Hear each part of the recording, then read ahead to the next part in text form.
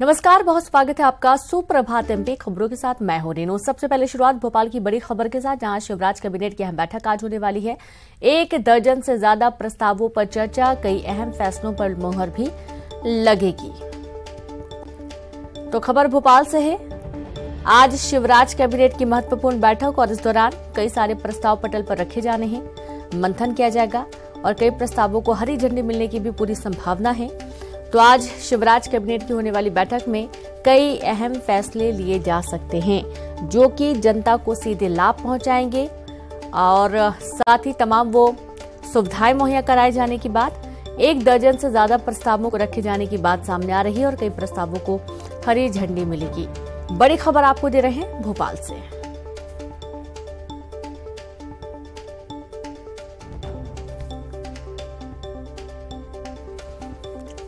तो कई सारे विकास के मुद्दों के साथ साथ योजनाओं को लेकर भी मंथन और कुछ ऐसे प्रस्ताव भी जो कि इस साल शिवराज कैबिनेट के लिए काफी महत्वपूर्ण होंगे, जो कि जनता से सीधे ताल्लुकात रखेंगे। और चलिए सीधे रुक करेंगे ज्यादा जानकारी के साथ। संवाददाता रंजना दुबे लाइव जुड़ गई हैं। रंजना, आज शिवराज कैबिनेट की महत्वपूर्ण बैठक होने वाली है।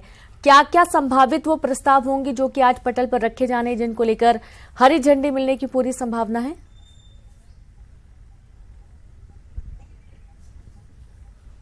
जी रेनू, आज शिवराज कैबिनेट की बैठक है और बैठक में कई अहम जो प्रस्ताव है उनको मंजूरी भी मिलेगी। करीब 10 से ज्यादा ऐसे प्रस्ताव हैं जिसमें नर्सिंग के जो पद बढ़ाने को लेकर भी मंजूरी मिलेगी। लेकिन आज की कैबिनेट में एक ऐसा प्रस्ताव है, एक ऐसी नियुक्ति पत्र है जो अब तक कभी नहीं हुआ है, बल्कि मध्य प्रदेश में पहला ये मामला है। और अपने विवाहित बेटे के जिंदा रहते हुए विवाहित बेटी को आज अनुकंपा नियुक्ति दी जाएगी। ये मध्य प्रदेश का पहला मामला है, लेकिन जेडी ने साफ किया है कि ये सिर्फ एक ही मामले में नियुक्ति दी जाएगी। अभी फिलहाल इसके लिए कोई नीति नहीं तैयार की गई है, क्योंकि ये जो मामला है जिसमें विवाहित बेटी को अनुकंपा नियुक्ति दी जा रही है, ये मामला कोर्ट पहुंचा था और कोर्ट पहुंचने के बाद ही अब इस पूरे मामले में आज कैबिनेट में अनुकंपा नियुक्ति दी जाएगी। क्योंकि जो लड़की है उन्होंने लैंगिक समानता के आधार पर नियुक्ति ना देने को लेकर कोर्ट में अर्जी लगाई थी और उसके बाद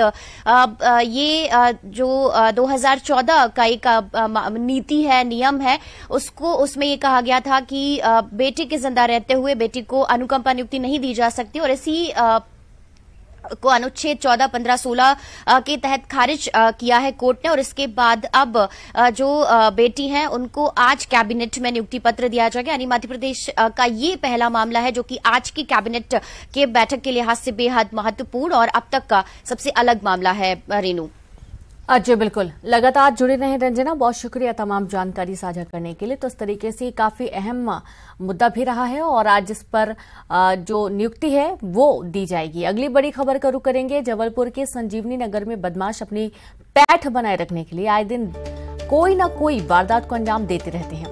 अब बदमाशों ने दहशत फैलाने के लिए घर के बाहर फायरिंग कर दी। फायरिंग की घटना घर में लगी सीसीटीवी में कैद हो गई, जिसमें 2 बदमाश फायरिंग करते दिखाई दिए। गोली घर के बाहर लगी, गाड़ी पर लगी, तो गाड़ी डैमेज हो गई है। और आप ये देखिए कि दहशत फैलाने की भरपूर कोशिश की जा रही है बदमाशों के माध्यम से। खबर जबलपुर से है, जहां दहशत फैलाने के लिए घर के बाहर फायरिंग का मामला सामने आ रहा है। हालांकि इसमें कोई जख्मी तो नहीं हुआ, लेकिन घर के बाहर खड़ी गाड़ी में जरूर नुकसान पहुंचा है।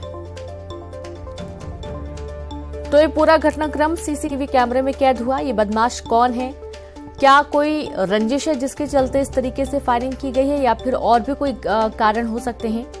घर के बाहर फायरिंग का बदमाशों का वीडियो भी सामने आया है। और संवाददाता पवन पटेल लाइव जुड़ गए हैं। पवन, क्या कोई रंजिश है, विवाद है जिसके चलते फायरिंग की गई है, दहशत फैलाने के लिए ही फायरिंग की गई है? जी रेनू, फिलहाल अभी यह स्पष्ट नहीं हो पाया कि यह फायरिंग किसी रंजिश के तहत की गई है या सिर्फ दहशत फैलाने के लिए, क्षेत्र में अपना दबदबा कायम करने के लिए फायरिंग की गई है। लेकिन 2 दिनों में ये बैक टू बैक दूसरी घटना है। रविवार को ये ऐसी ही एक घटना माड़ोताल थाना क्षेत्र में हुई थी, जहां व्यापारी पर फायरिंग की गई थी, उसके पेट में गोली लगी है। दूसरी फायरिंग की घटना ये संजीवनी नगर थाना क्षेत्र में हुई है, जिससे शहर में दहशत का माहौल जरूर बन रहा है और लोगों का पुलिस और कानून पर से भरोसा उठ रहा है। फिलहाल ये पुलिस के लिए चुनौती है।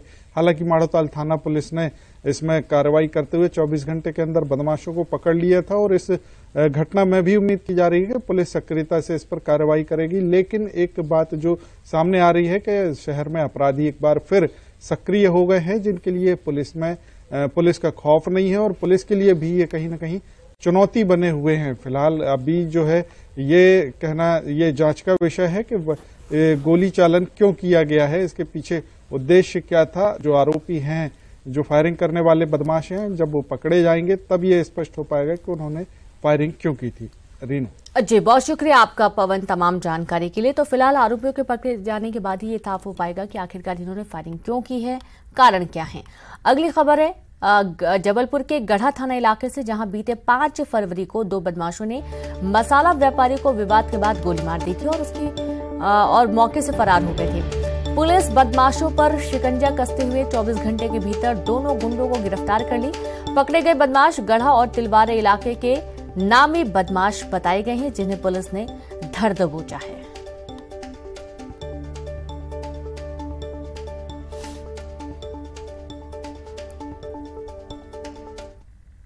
थाना माड़ोताल के बाजार क्षेत्र में दिन दहाड़े भरे बाजार में कुछ अज्ञात नकाबपोश लोगों ने एक व्यापारी को गोली मारी थी। वो व्यापारी जो है मसाले का काम करता है, सड़क पर बेचता है। इसमें खास ये है कि वो अपना चेहरा छिपाए हुए थे और एक बुलेट से 2 व्यक्ति आए और उन्होंने जो घायल है छोटू पटेल, इसके पेट में गोली मारी थी। तो उसकी हालत तो ठीक है। फिर जब इन्वेस्टिगेशन की गई तो आरोपियों का पता चला और बहुत शीघ्र ही थाना माड़ोताल की पुलिस ने उन आरोपियों को जिंदा कारतूस और जो पिस्टल है जो सही सलामत है, जिससे और भी फायर किए जा सकते हैं, और जो घटना में प्रयुक्त मोटरसाइकिल है उसको जब्त किया है। और इसमें 3 आरोपी हैं। एक आरोपी जिसने कि इस पूरी घटना का मास्टरमाइंड था कि किस प्रकार से घटना करनी है, और बाकी जिन 2 लोगों ने घटना को अंजाम दिया उसमें एक रोहित यादव है जो कि अभी फरार है, जो कि अपनी बाइक चला रहा था, और बाकी जो 2 मुख्य लोगों को पकड़ा गया है। होशंगाबाद रोड कॉरिडोर में हुए एक्सीडेंट से पहले प्रशासन के द्वारा वहां लगाए गए सीसीटीवी कैमरे बंद हो गए। कैमरा बंद होने का नतीजा ये है कि कृति को रौंदने वाली कार अब तक उसका सुराग नहीं मिल पाया है। दरअसल 18 जनवरी को कृति फुलरे नाम की छात्रा जब बाग सिवनिया थाने के पास कॉरिडोर में बस का इंतजार कर रही थी, तभी एक अज्ञात कार ने उसे टक्कर मार दिया। हादसे में कृति की मौत हो गई। जब सीसीटीवी खंगालने की बात सामने आई तो पता चला कि हादसे से महज 20 मिनट पहले कैमरे बंद हो गए थे। अब परिजनों को एक्सीडेंट का रूप देने वाली हत्या की आशंका भी है और एक दूसरा सीसीटीवी फुटेज पुलिस को सौंपते हुए कृति के पिता ने इंसाफ की गुहार लगाई है।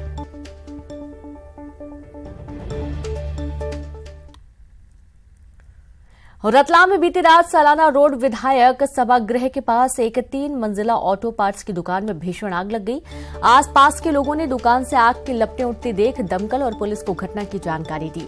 मौके पर पहुंची दमकल की गाड़ियों ने भारी मशक्कत के बाद आग पर काबू पाया। हालांकि आग लगने के कारणों का पता नहीं चल पाया है। आशंका जताई जा रही है कि शॉर्ट सर्किट से आग लगी है, तो वहीं आग लगने से लाखों रुपए का माल जलकर खाक हो गया।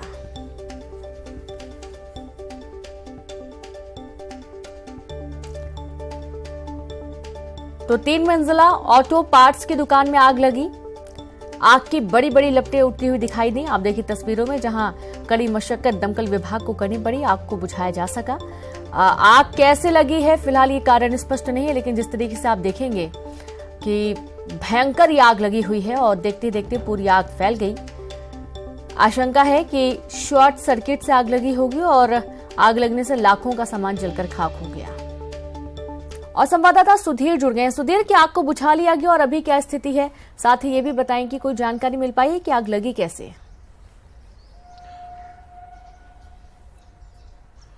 देखिए, आग लगने का कारण अब तक सामने नहीं आ पाया है। संभवतः आशंका यही जताई जा रही है कि शॉर्ट सर्किट की वजह से इस आगजनी की मुख्य वजह बताई जा रही है। लेकिन गनीमत रही कि करीब 2 घंटे की मशक्कत के बाद इस आग पर काबू पा लिया गया, वरना जो आस पड़ोस की जो दुकानें थी, एक साड़ी की दुकान है, ज्वेलरी की दुकान है, वे दोनों दुकानें भी इस आग की चपेट में आ जाती। चूंकि ये दुकान ऑटो पार्ट्स की है, यहाँ पर जो ऑयल पेंट होता है, ऑयल होता है गाड़ियों का, और साथ ही जो टायर ट्यूब होते हैं और दूसरे जो व्हीकल होते हैं वो भी यहाँ पे खड़े थे, और ये सभी जो है आग की चपेट में आ गए। और इसी वजह से जो है टायर ट्यूब और ऑयल की वजह से इस आग पर काबू पाने में दमकल विभाग को बड़ी मशक्कत का सामना करना पड़ा। चूंकि ये एक तरह का 4 लेन है रतलाम सिलाना, और उसके पहले चूंकि आसपास का रहवासी इलाका भी है, तो प्रशासन भी कहीं ना कहीं आशंका थी कि कहीं आग ना बढ़ जाए। तो तत्काल जो है सीएसपी सहित आला जो अधिकारी है वो भी मौके पर पहुंचे थे। करीब 3 दमकल की गाड़ियां इस आग को बुझाने में लगाई गई, और गनीमत रही कि करीब 2 घंटे की मशक्कत के बाद इस आग पर काबू पा लिया गया। चूंकि ये जो व्यापारी है जिनकी ये ऑटो पार्ट्स की दुकान है, उनका यही कहना है कि लाखों रुपए का इसमें नुकसान हुआ है। चूंकि वे भी स्पष्ट कहने से अभी बता नहीं पा रहे कि आखिर वजह क्या रही, लेकिन गनीमत रही कि समय रहते इस आग पर काबू पा लिया गया। जी बिल्कुल, बहुत शुक्रिया आपका सुधीर तमाम जानकारी के लिए। तो गनीमत रही कि आग पर काबू पा लिया गया, लेकिन लाखों का नुकसान हुआ। स्पष्ट कारण नहीं है कि आखिरकार आग लगी कैसे। शॉर्ट सर्किट आशंका व्यक्त की गई है। और अब सीधी से धुतपुरा में एक युवती पर जानलेवा हमला हुआ है। धारदार हथियार से युवती का गला रेत युवती के प्रेमी पर गला रेतने का आरोप लगा है। गंभीर हालत में युवती को अस्पताल भर्ती किया गया। पुलिस मामला दर्ज कर मामले की जांच में जुट गई है। तो बड़ी खबर आपको दे रहे हैं सीधी से, जहां सीधी के धुतपुरा में एक युवती पर जानलेवा हमला किया गया। धारदार हथियार से युवती का गला रेता गया। युवती के प्रेमी पर गला रेतने का आरोप लगा है।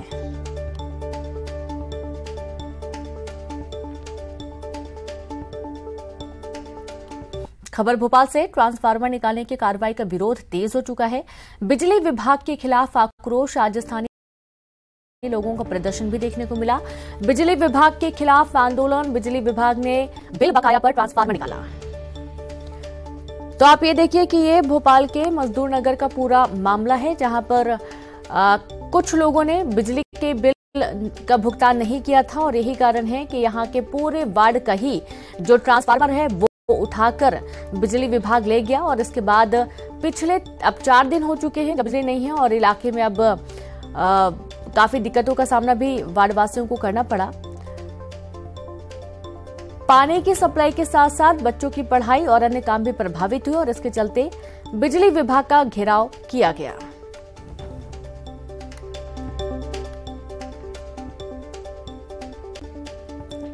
भोपाल में धर्मांतरण के खिलाफ पुलिस ने एक्शन लिया है। धर्मांतरण के आरोपी के खिलाफ रातीबड़ थाने में मामला दर्ज किया गया। बताया जा रहा है कि यहां 5 साल से धर्मांतरण का खेल चल रहा था। आरोपी अपने घर में लोगों को ईसाई बना रहा था। केकड़िया गांव के सरपंच ने इसकी शिकायत पुलिस से की थी। आरोपी ने आदिवासी समाज के लोगों का धर्मांतरण कराया था।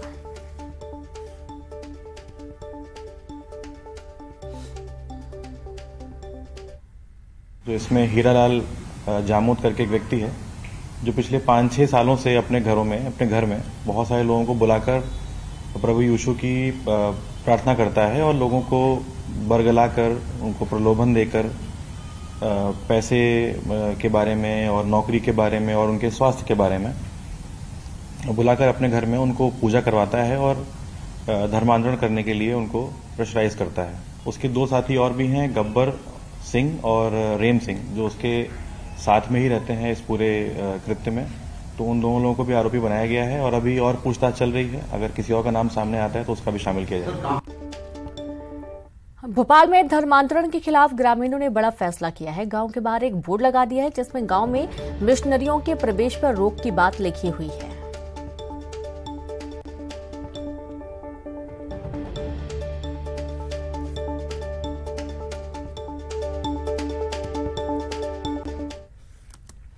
तो वही दतिया के भांडेर तहसील में भांडेर नगर परिषद की शर्मसार करने वाली तस्वीर सामने आई। यहां मृतक के परिजन शव फ्रीजर में ढोते हुए दिखाई दिए। दरअसल भांडेर में सड़क दुर्घटना में 3 लोगों की मौत हो गई थी। 3 शवों का पोस्टमार्टम होना था। शवों को रखने के लिए डॉक्टर ने मृतक के परिजनों से शव फ्रीजर लाने के लिए कहा, तो परिजन भांडेर नगर परिषद पहुंचे।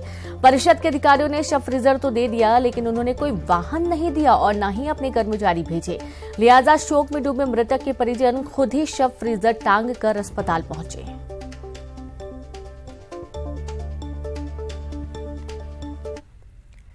और अब बात सीधी से बड़ी खबर की, जहां 6 बच्चों को फूड पॉइजनिंग हुआ। सभी बच्चों की हालत गंभीर है।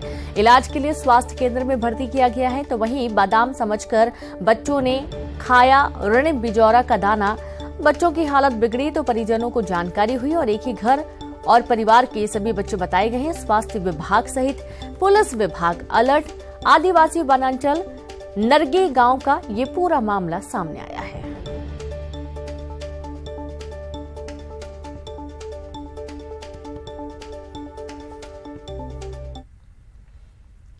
और अब खबर सागर से, जहां गौर झामर रेंज की पडरई वन चौकी पर अज्ञात बदमाशों ने पथराव कर दिया। चौकी में मौजूद डिप्टी रेंजर और सुरक्षा गार्ड ने छिपकर अपनी जान बचाई और वन चौकी में पथराव की जानकारी अधिकारियों को दी, जिसके बाद गौर झामर से भारी संख्या में पुलिस बल मौके पर पहुंचा। अंधेरा होने की वजह से डिप्टी रेंजर बदमाशों को नहीं देख पाए। डिप्टी रेंजर संतोष दीक्षित की शिकायत पर गौर झामर पुलिस ने अज्ञात लोगों के खिलाफ मामला दर्ज कर तलाश शुरू कर दी है।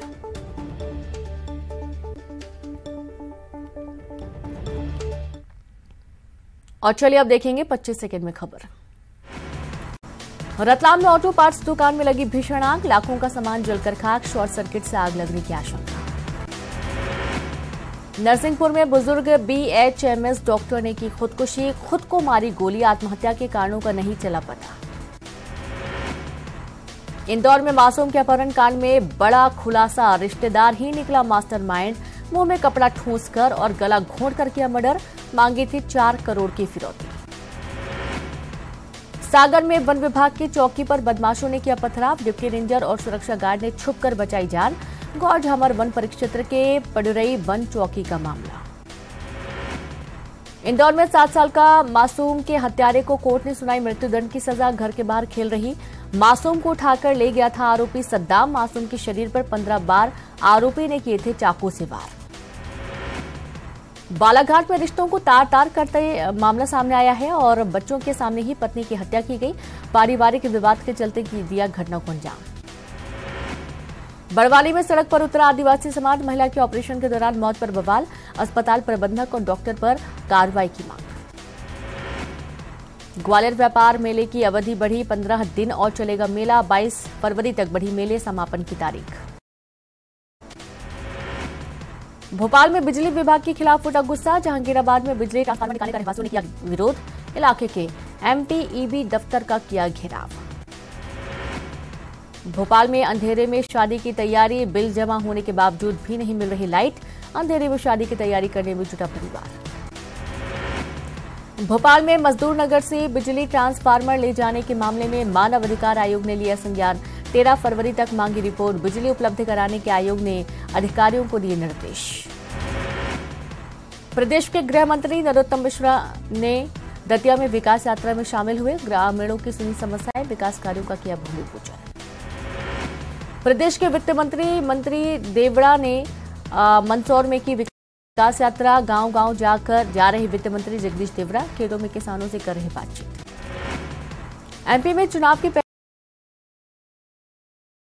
पहले माइक्रो मॉनिटरिंग में जुटी बीजेपी जिला स्तर के कार्यकर्ताओं के परफॉर्मेंस की मॉनिटरिंग कर रहा है। संगठन कार्यकर्ता को पार्टी की हर गतिविधि को रियल टाइम में ऐप पर अपलोड करने के निर्देश दिए गए।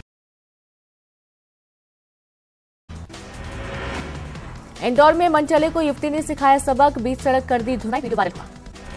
टोमेटो में रेट की कीमतों पर बिफरी कांग्रेस कलेक्ट्रेट में धरना देकर गाया भजन। कलेक्टर ने के नाम मिलने पर दीवार पर चिपकाया ज्ञापन। जबलपुर नागपुर नेशनल हाईवे के पास हादसा। कंटेनर ने स्कूटी सवार को मारी टक्कर।